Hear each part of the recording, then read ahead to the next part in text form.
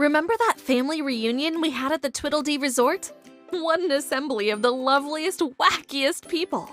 There was Grandpa, with his cane, who went fishing at 5 a.m., Grandma, who could knit and cook at the same time, Uncle Nate, who stayed up all night playing cards, Aunt Nancy, who dusted the furniture every morning, and the 10 cousins, from little Mikey just out of his diapers to Henry, who showed off his muscles. We had a blast.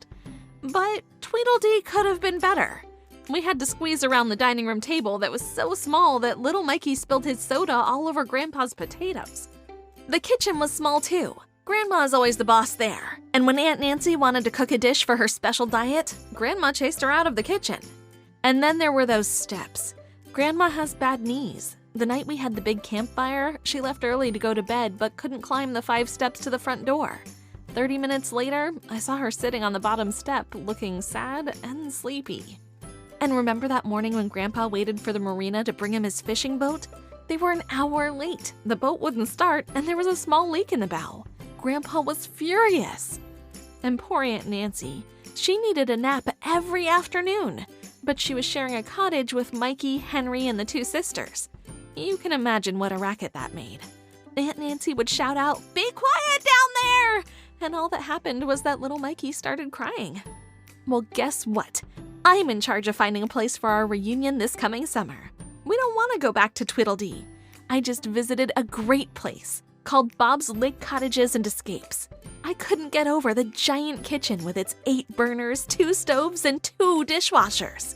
And the dining room table, it stretched all the way from the kitchen to the end of the screened-in porch. And no more step problems for Grandma. The great house has an accessible bedroom on the 1st floor. Grandma can use the ramp and railing to get from the campfire to her bedroom anytime she wants.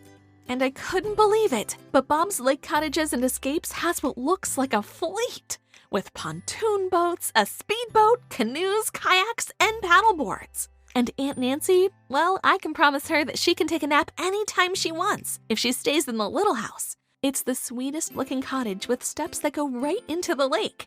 It has its own hot tub. Little Mikey will never bother her again.